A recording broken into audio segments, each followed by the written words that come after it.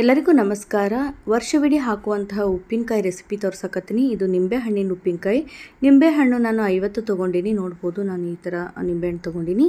ಒಂದು ಸ್ವಲ್ಪ ದೊಡ್ಡ ಸೈಜನ್ನ ತೊಗೊಳ್ರಿ. ಈಗ ನಾನು ತೋರ್ಸಲ್ಲ, ಇಷ್ಟು ಸೈಜ್ ಆದ್ರೆ ಸಾಕಾಗುತ್ತೆ. ಈಗ ನಾನು ತೊಳೆದು ಎಲ್ಲನೂ ಒರೆಸಿ ಸ್ವಲ್ಪನೂ ನೀರಿಲ್ದಂಗೆ ಒರೆಸಿರಬೇಕು. ನಿಂಬೆಹಣ್ಣು ಒರೆಸಿ ಈ ಥರ ನಾನು ಕಟ್ ಮಾಡ್ಕೊಳಕತ್ತೀನಿ ನೋಡ್ರಿ.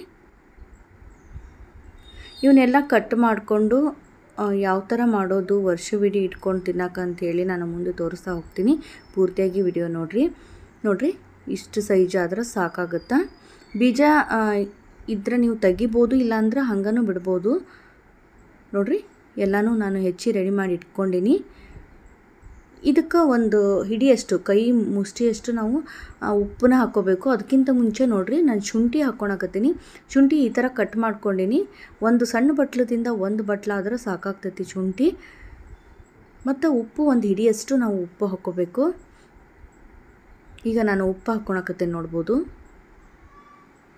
ನೀರು ಸ್ವಲ್ಪನೂ ಮುಟ್ಟಿಸ್ಬಾರ್ದು. ನೀವು ಎಲ್ಲ ರೆಡಿ ಆಗಿಂದ ಪದೇ ಪದೇ ನೀವು ಕೈ ಮುಟ್ಟೋದು ಅದೆಲ್ಲ ಮಾಡಬಾರ್ದು. ಇದಕ್ಕೆ ಸ್ಪೂನಿಂದನೇ ನೀವು ಈ ಥರ ಉಪ್ಪನ್ನ ಹಾಕ್ಕೋಬೇಕು. ನೋಡ್ಬೋದು, ನಾನೀಗ ಉಪ್ಪನ್ನ ಹಾಕ್ಕೊಂಡಿನಿ. ಒಂದು ಹಿಡಿಯಷ್ಟು ಉಪ್ಪಾದ್ರೆ ಸಾಕಾಗ್ತೈತಿ.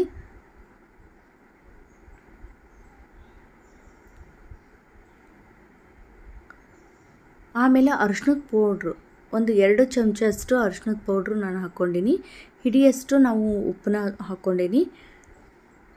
ಉಪ್ಪನ್ನ ಹಾಕ್ಕೊಂಡಾದ್ಮೇಲೆ ಅರಿಶಿಣ ಪುಡಿನ ಹಾಕ್ಕೊಂಡೀನಿ. ಇದನ್ನೆಲ್ಲ ಚಲೋತ್ನಾಗಿ ಸ್ಪೂನಿಂದನೇ ಮಿಕ್ಸ್ ಮಾಡ್ಕೋಬೇಕು. ಸ್ಪೂನು ಹಸಿ ಇರಬಾರ್ದು, ಅದನ್ನು ಗಮನದಾಗಿ ಇಟ್ಕೋಬೇಕು. ಯಾಕಂತಂದ್ರೆ ವರ್ಷವಿಡೀ ಇಟ್ಕೊಂಡು ತಿನ್ನೋಂಥ ಉಪ್ಪಿನಕಾಯಿದು ಹಾಳಾಗುತ್ತೆ ಇಲ್ಲ ಅಂತಂದ್ರೆ ಅದ್ರ ಸಂಬಂಧ ಸ್ಪೂನಿಂದನೇ ನಾವು ಈ ಥರ ಮಿಕ್ಸ್ ಮಾಡಿಕೊಂಡು ಒಂದು ಬಾಕ್ಸ್ ಒಳಗೆ ನಾವು ಹಾಕಿಡಬೇಕು. ಗಾಳಿ ಆಡಲಿಲ್ಲಂಗೆ ನಾವು ನೋಡ್ಕೋಬೇಕಾಗುತ್ತೆ.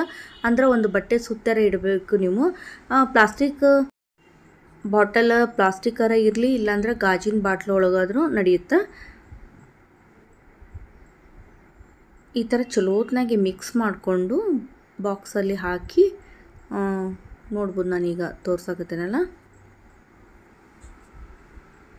ಈ ಬಾಕ್ಸಲ್ಲಿ ನಾನು ಹಾಕಿಡ್ತೀನಿ. ನಾನು ಯಾವ ಥರ ಹೇಳೀನಿ ಆ ಥರ ಒಂದು ಸಾರಿ ಮಾಡ್ಕೊಂಡು ನೋಡ್ರಿ. ಭಾಳ ಮಸ್ತ್ ಆಗ್ತೈತಿ.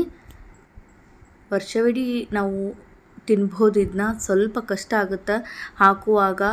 ಒಂದು ಸಾರಿ ಕಷ್ಟಪಟ್ಟರೆ ಅಂದ್ರೆ ವರ್ಷವಿಡೀ ತಿನ್ಬೋದು. ಹೊರಗಡೆ ತಂದಿರೋದು ಅಷ್ಟೊಂದು ಚಲೋ ಇರೋದಿಲ್ಲ.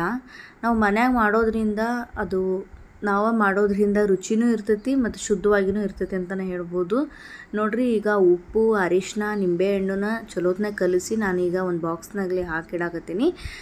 ಇದನ್ನು ಒಂದು 20 ದಿನದವರೆಗೂ ನಾವು ಹಿಂಗೆ ಇಡಬೇಕು. ಏನೋ ಮಸಾಲ ಸಾಮಗ್ರಿಗಳನ್ನ ಏನೂ ಹಾಕಬಾರ್ದು. 20 ದಿನ ಆದಮೇಲೆ ಏನು ಮಾಡಬೇಕು ಅನ್ನೋದು ಕೂಡ ನಾನು ತೋರಿಸ್ತಾ ಹೋಗ್ತೀನಿ. ಪೂರ್ತಿಯಾಗಿ ವಿಡಿಯೋ ನೋಡಿರಿ. ಇನ್ನೂ ಒಂದು ಹೇಳಬೇಕು ಅಂತಂದರೆ, ಇದನ್ನು ಈ ಥರ ನಾವು ಅಲುಗಾಡಿಸಿ ಡೈಲಿ ನಾವು ಒಂದು ಸಾರಿ ಇಡಬೇಕಾಗುತ್ತೆ. ಮತ್ತು ಈಗ ನಾನು ಪ್ಯಾನ್ ಒಳಗೆ ಮಸಾಲ ಸಾಮಗ್ರಿಗಳು ಏನು ಅನ್ನೋದನ್ನು ಹಾಕ್ಕೊಳಕತ್ತೀನಿ. ಒಂದು 4 ಚಮಚ ನಾವು ಮೆಂತ್ಯ ಹಾಕ್ಕೋಬೇಕು. ಭಾಳ ಹಾಕ್ಕೋಬೇಡ್ರಿ. ಸಾಸಿವೆ ಕೂಡ ಅಷ್ಟೇ. ಒಂದು ಸಣ್ಣ ಬಟ್ಲ ತೊಗೊಂಡ್ರೆ ನಾವು ಅರ್ಧ ಆ ಥರ ನಾವು ಹಾಕ್ಕೋಬೇಕಾಗುತ್ತೆ. ಇದು ಸಾಸಿವೆ ನೋಡ್ರಿ, ಸಾಸಿವೆ ಮತ್ತು ಮೆಂತ್ಯ ಭಾಳ ಹಾಕ್ಕೋಬೇಡ್ರಿ, ಕಹಿ ಬರ್ತೈತಿ. ಅದಕ್ಕೆ ಎರಡೂ ಅಷ್ಟೇ ಸ್ವಲ್ಪ ಪ್ರಮಾಣದಾಗ ಹಾಕ್ಕೊಳ್ರಿ. ಒಂದು 4-5 ಚಮಚ ಟೀ ಚಮಚದಿಂದ. ಈಗ ಒಂದು ಸ್ವಲ್ಪ ಲೈಟಾಗಿ ನಾವು ಇದನ್ನು ಹುರಿಬೇಕು.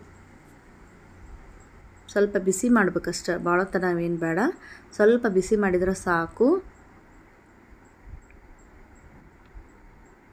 ಈಗ ನೋಡ್ರಿ, ಮೆಂತ್ಯ ಕಾಳು ಮತ್ತು ಸಾಸಿವೆ ಎರಡೂ ಮಿಕ್ಸರ್ ಜಾರಿಗೆ ಹಾಕ್ಕೊಂಡು ಪುಡಿ ಮಾಡ್ಕೊಂಡು ಬರೋದು. ಈಗ ನೋಡ್ರಿ, ಮಿಕ್ಸರ್ ಜಾರಿಗೆ ಹಾಕ್ಕೊಳಕತ್ತೀನಿ. ಭಾಳ ಸಾಮಗ್ರಿಗಳೇನು ಹಾಕೋದಿರೋದಿಲ್ಲ. ಸಿಂಪಲ್ಲಾಗಿ ಮಾಡಿದ್ರೂ ಭಾಳ ಮಸ್ತ್ ಇರ್ತೈತಿ ಇದು ಉಪ್ಪಿನಕಾಯಿ. ಮತ್ತು ಆರೋಗ್ಯಕ್ಕೆ ಭಾಳ ಒಳ್ಳೆಯದು ನಿಂಬೆಹಣ್ಣು. ಈಗ ಪುಡಿ ಮಾಡಿ ರೆಡಿ ಮಾಡಿ ಇಟ್ಕೊಂಡೀನಿ. ನೋಡ್ರಿ, ಈಗ ಪುಡಿ ಮಾಡಿ ರೆಡಿ ಮಾಡಿ ಇಟ್ಕೊಂಡೀನಿ.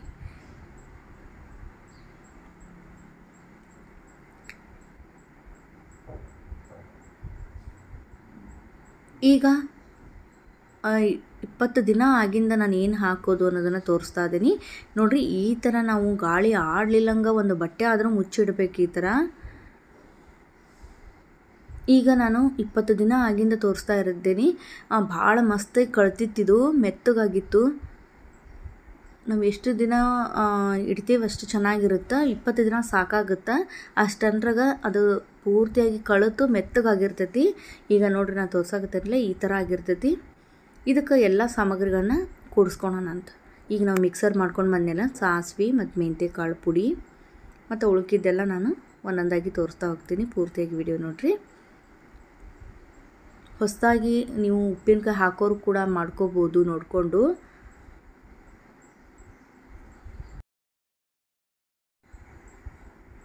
ನೋಡಿರಿ, ಖಾರದ ಪೌಡ್ರ್ ಹಾಕ್ಕೊಂಡೀನಿ ಮತ್ತು ಬೆಲ್ಲ ಹಾಕ್ಕೊಂಡೇನಿ. ಬೆಲ್ಲ 1 kg ಬೇಕಾಗುತ್ತೆ. 50 ನಿಂಬೆಹಣ್ಣಿಗೆ 1 kg ಆರ್ಗಾನಿಕ್ ಬೆಲ್ಲ ತೊಗೊಂಡೀನಿ. ಅದು ಭಾಳ ಚೆನ್ನಾಗಿರ್ತೈತಿ. ವೈಟ್ ಬೆಲ್ಲ ಏನಾಗಿರ್ತೈತಿ, ಉಪ್ಪು ಮಿಕ್ಸ್ ಆಗಿರ್ತೈತಿ. ಹೀಗಾಗಿ ಆರ್ಗಾನಿಕ್ ಬೆಲ್ಲನ ತೊಗೊಳ್ರಿ. 50 ನಿಂಬೆಹಣ್ಣಿಗೆ ನಾವು 1 kg ಬೆಲ್ಲ ಹಾಕ್ಕೊಂಡೀನಿ. ಒಂದು ಸ್ವಲ್ಪ ಖಾರದ ಪೌಡ್ರನ್ನ ಹಾಕ್ಕೊಂಡೀನಿ. ಈಗ ಇನ್ನೊಂದು ಸ್ವಲ್ಪ ಖಾರದ ಪೌಡ್ರ್ ಬೇಕಾಯ್ತು, ಹೀಗಾಗಿ ಇನ್ನೊಂದು ಸ್ವಲ್ಪ ಹಾಕ್ಕೊಳಕತ್ತೀನಿ. ಈಗ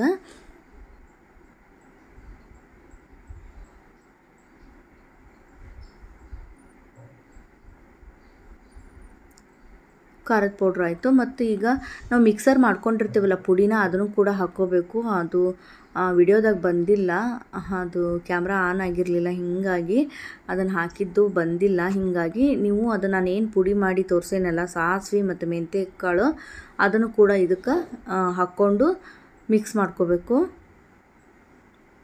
ಮಿಕ್ಸ್ ಮಾಡ್ಕೊಂಡಾದ್ಮೇಲೆ ಈಗ ಎಣ್ಣೆ ಕಾಯಕ್ಕಿಟ್ಟಿನಿ ನಾನು. ಸ್ವಲ್ಪ ಎಣ್ಣೆ ಹಾಕ್ಕೋಬೇಕು. ಇದಕ್ಕೆ ಒಂದು ಅರ್ಧ ಬಟ್ಲೆ ಎಣ್ಣೆ ಆದ್ರೆ ಸಾಕಾಗ್ತೈತಿ. ಈಗ ನೋಡ್ರಿ, ಎಣ್ಣೆನ ನಾನು ಕಾಸಿಟ್ಕೊಂಡೀನಿ.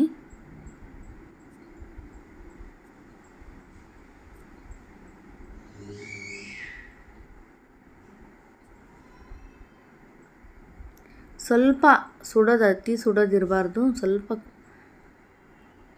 ಬೆಚ್ಚಗಿರ್ಬೇಕಷ್ಟೆ. ಈಗ ನಾನು ಎಲ್ಲನೂ ಮಿಕ್ಸ್ ಮಾಡಿದ್ದನ್ನು ಎಣ್ಣೆ ಒಳಗೆ ಹಾಕ್ಕೊಳಕತ್ತೆ. ನೋಡ್ಬೋದು, ಎಣ್ಣೆ ಆರಿಂದನೇ ಹಾಕ್ಕೊಳ್ರಿ. ಇದಕ್ಕೆ ನಾನು ನಿಂಬೆಹಣ್ಣು ಮೊದಲು ಕಳ್ತಿತ್ತಲ್ಲ, ಆ ನಿಂಬೆಹಣ್ಣಿಗೆ ಬೆಲ್ಲ, ಖಾರದ ಪೌಡ್ರು ಮತ್ತು ಪುಡಿ, ಸಾಸಿವೆ ಮೆಂತ್ಯ ಕಾಳಿನ ಪುಡಿ ಇಷ್ಟ ಹಾಕ್ಕೊಂಡಿರೋದು. ಚಲೋತ್ನಾಗಿ ಮತ್ತು ಮಿಕ್ಸ್ ಮಾಡ್ಕೋಬೇಕು ಈಗ ಎಣ್ಣೆ ಒಳಗೆ. ಭಾಳ ಸಿಂಪಲಾಗಿ ಮಾಡ್ಕೋಬೋದು, ಈಸಿಯಾಗಿ. ಒಂದು ಸಾರಿ ಇದೇ ಥರ ನಾನು ಹೆಂಗೆ ತೋರ್ಸೇನೆ ಹಂಗೆ ಮಾಡ್ಕೊಳ್ರಿ. ಕಮೆಂಟ್ ಒಳಗೆ ತಿಳಿಸ್ರಿ ಹೆಂಗಾಗಿತ್ತು ಅಂಥೇಳಿ. ಚಲೋತ್ನಾಗ ಈ ಥರ ಮಿಕ್ಸ್ ಮಾಡ್ಕೋಬೇಕು.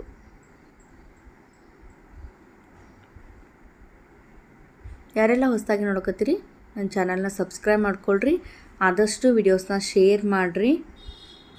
ಎಂಥ ರೆಸಿಪಿ ಬೇಕು ಅನ್ನೋದು ಕಮೆಂಟ್ ಒಳಗೆ ತಿಳಿಸೋದನ್ನು ಮರಿಬೇಡ್ರಿ. ಈ ಥರ ಚಲೋತ್ನಾಗಿ ಸ್ಪೂನಿಂದನೇ ಮಿಕ್ಸ್ ಮಾಡ್ಕೋಬೇಕು, ಕೈ ಒಟ್ಟ ನೀವು ಹಚ್ಚಬೇಡ್ರಿ. ಮಿಕ್ಸ್ ಮಾಡಿ ಒಂದು 8 ದಿನ ಬಿಟ್ಟರೆ ಈ ಥರ ಕಳೆದು ಈ ಥರ ಆಗಿರ್ತೈತೆ. ನೋಡಿರಿ ಎಷ್ಟು ಮಸ್ತಾಗೈತಿ. ಒಂದು ಸಾರಿ ಈ ಥರ ಉಪ್ಪಿನಕಾಯಿ ಹಾಕ್ಕೊಂಡು ಏನು ಅನಿಸ್ತು ಅನ್ನೋದು ಕಮೆಂಟ್ ಒಳಗೆ ತಿಳಿಸ್ರಿ. ಸಬ್ಸ್ಕ್ರೈಬ್ ಮಾಡಿಲ್ಲ ಅಂದರೆ ಸಬ್ಸ್ಕ್ರೈಬ್ ಮಾಡ್ಕೊಳ್ರಿ.